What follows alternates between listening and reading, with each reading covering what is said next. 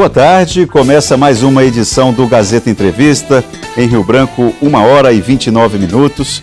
Aqui ao meu lado, o deputado estadual Daniel Zen.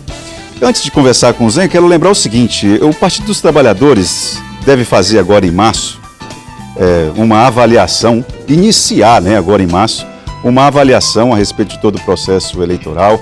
Nós vamos ter a oportunidade aqui do Gazeta Entrevista de trazer esse tema aqui de novo.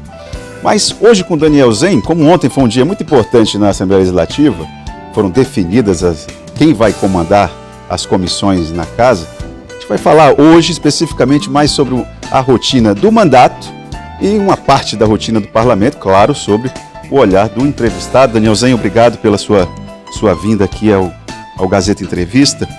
E eu queria começar justamente por essa definição das comissões.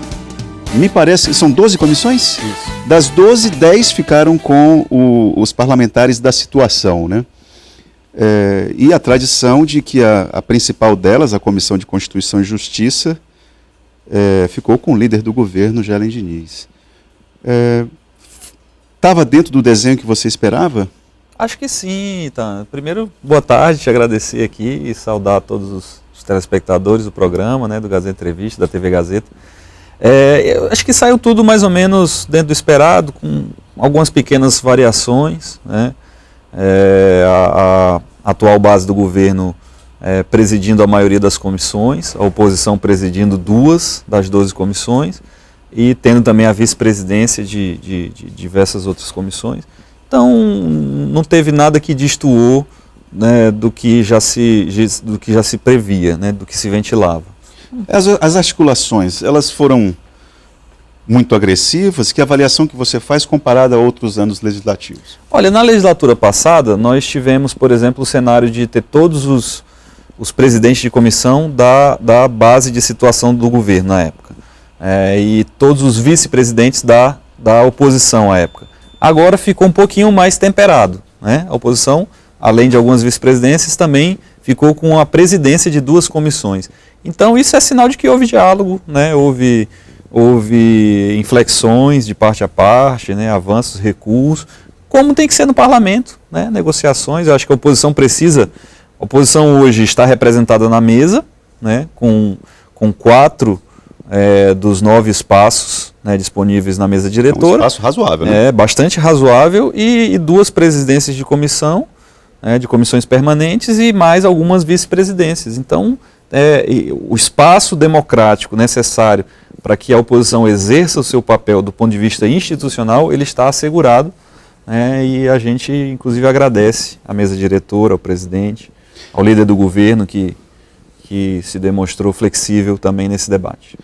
Você é um jovem que cresceu dentro desse universo dos partidos de esquerda, foi gestor público, foi presidente da Fundação Elias Mansur, secretário de Estado de Educação, deputado estadual, mas tudo isso dentro de uma lógica, você, digamos assim, que envelheceu sendo poder. E agora está com um mandato novo na oposição.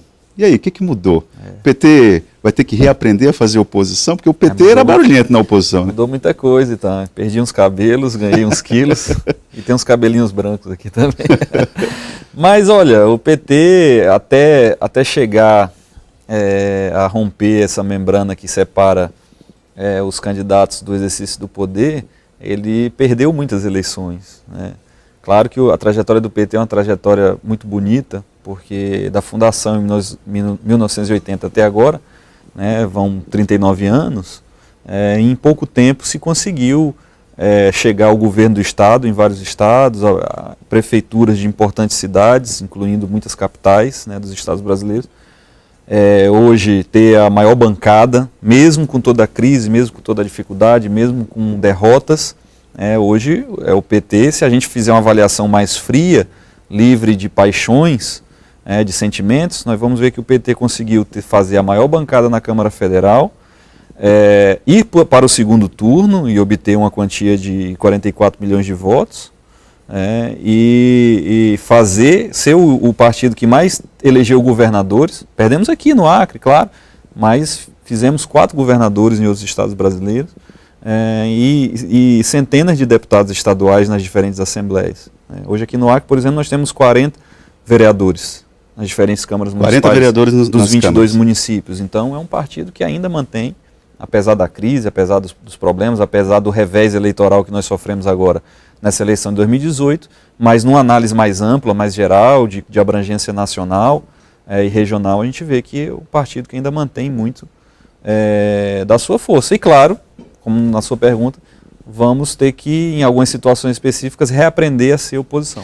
Você já começou a fazer isso, claro que de uma forma prudente, porque o governador Gladson Cameli ainda não tem nem 60 dias de gestão. Mas já algumas críticas foram pontuadas. Lembro aqui uma situação, por exemplo, envolvendo o Hospital de Urgência e Emergência, que na sua avaliação tratar o ambulatorial, ter o tratamento ambulatorial seria um erro. Por exemplo, a questão da soja, por exemplo, o Partido dos Trabalhadores é contra a produção em larga escala de soja no Acre. E é o carro-chefe desse atual governo. O que você reforçaria de críticas em relação a esse ponto específico? Olha, Ita, na verdade, nós não temos exigido nem cobrado resultados, porque seria muito, eu diria até precipitado, vil da nossa parte, desleal, eu diria assim, cobrar resultado de um governo que mal começou, que está com menos de 60 dias, né, de gestão. Mas nós fomos eleitos no campo da oposição, então nós temos, por dever de ofício, e eu diria até por obrigação, fazer oposição. E a oposição nesse momento em que o governo recém iniciou, não pode ser feita na cobrança de resultado, mas pode ser feita apontando falhas e equívocos que o governo está cometendo. Foi assim quando... Vou chegar lá na soja. Mas foi assim quando eu apontei os problemas do Herb, tanto que o próprio governo voltou atrás depois e retirou o atendimento ambulatorial, porque começou a superlotar aquela unidade que é destinada exclusivamente para urgência e emergência. Então o próprio governo reconheceu que foi um erro, trazer de volta as consultas, né, o atendimento ambulatorial para o pronto-socorro, para o hospital de urgência e emergência. Eu critiquei os procedimentos de matrícula, né, quiseram desfazer dos avanços que tinham ocorrido nos governos passados, nos nossos governos da Frente Popular, passaram a adotar um sistema manual, como antigamente, e gerou filas, gerou transtornos, gerou desconforto para os pais, para os alunos. E tenho pontuado uma série de outras coisas, né? Mas são críticas em questões específicas. Lá na frente, passado o tempo, certamente, nós vamos também cobrar os resultados. E sobre a soja, você perguntou, não é que nós sejamos contra, ao contrário. Essa colheita que foi feita agora foi de um plantio que aconteceu durante o governo Tião Viana. Eu, inclusive, estive lá, na mesma fazenda em que o atual governo esteve hoje participando da colheita, do primeiro dia de colheita, nós estivemos lá participando do plantio. Nós não somos contra a soja, nós não somos contra o agronegócio. Eu só acho, é uma opinião particular minha, que diferente do que tem se apregoado, o agronegócio não é a salvação, a redenção econômica para o Estado. Por que não? Todo mundo, quem defende o agronegócio, observa a cadeia completa. Não observa, por exemplo, a propriedade que planta soja. Realmente a propriedade que planta soja, ela opera com pouca mão de obra. Exatamente. Muita tecnologia envolvida e pouca mão de obra. Isso é fato. Agora, a cadeia produtiva completa, assim como é a carne também, ela não é digna de alguma defesa? Com certeza, com certeza. Quando você faz uma análise mais ampla, por isso que eu digo, não sou contra. Eu acho que tem que haver o agronegócio, a soja ou qualquer outra commodity, as monoculturas, elas são vetores importantes de uma matriz econômica mais ampla, mas elas não podem ser isoladas. Por exemplo, as monoculturas geram poucos empregos porque, como você disse, são mecanizadas. Do plantio à colheita, demanda muito pouco mão de obra, apesar de gerar empregos indiretos. Então concentra a renda. Concentra a renda porque necessita de grandes propriedades, de grandes extensões de terra para o plantio. Para a soja se tornar lucrativa, para ter um bom retorno, precisa de uma quantidade imensa de hectares para o plantio. As monoculturas degradam o meio ambiente e empobrecem o solo, porque acaba com a biodiversidade, porque faz proliferar pragas. Então elas desequilibram o ecossistema. Então, assim, não é que não pode ter. Não só pode, como eu acho que deve ter. Soja, milho, macaxeira, gado, pecuária, aves, suínos, tudo. Agora nós temos que diversificar essa matriz.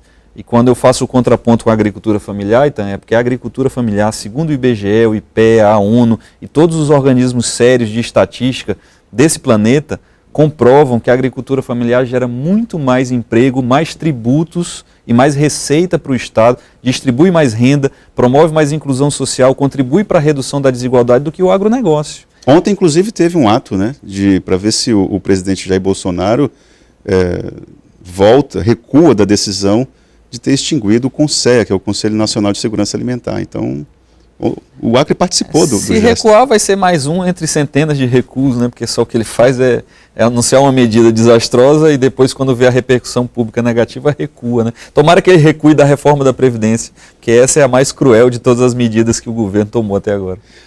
O presidente, esse ministro, o Paulo Guedes, eu preciso dizer isso, é um ministro que transitava com muita intimidade no governo Dilma. Como é que... Olha, talvez dentre todos os ministros é o único que eu não consigo identificar como participante do núcleo familiar, nem do núcleo do Laranjal e nem do núcleo dos lunáticos, né? Que você tem ali 3, 4 ministros que a única coisa que fazem são especialistas em profusão diária de asneiras, né? Como a ministra Damares, o ministro Ernesto Araújo, que é o chanceler, e o próprio ministro da Educação, o Vélez Rodrigues, que, meu Deus do céu, talvez não tem preparo ou condição, quiçá, de dirigir uma unidade de ensino, quanto mais ser ministro da Educação. Mas, Daniel, dá para ser tão irônico com o presidente Jair Bolsonaro tendo a maior liderança do PT presa? Olha, há controvérsias quanto à questão do julgamento do próprio presidente Lula, né? E isso é uma posição muito particular minha, não só como militante ou como partidário, mas como jurista, né? Quando a gente estuda e aprofunda o estudo de caso específico no processo do ex-presidente, você percebe muitas fragilidades. Fragilidades essas, por exemplo, que até hoje nunca foram suficientes para condenar qualquer outro investigado, mesmo na Operação Lava Jato. Você vê aí Aécio Neves, você vê Rocha Loures, você vê Gedel Vieira, né? Todas essas pessoas estão livres, leves e soltas, com provas muito mais robustas e mais contundentes do que aquelas que se apresentaram em desfavor do ex-presidente Lula. E, no entanto, o único que está preso é o Lula. Daniel, queria agradecer a tua participação aqui. O tempo é sempre curto, quando a gente tem uma conversa com tanta coisa a ser dita, mas eu queria agradecer a tua vinda aqui mais uma vez, tá bom? Eu que agradeço, tá? Então a gente está sempre à disposição. Gazeta Entrevista volta em instantes.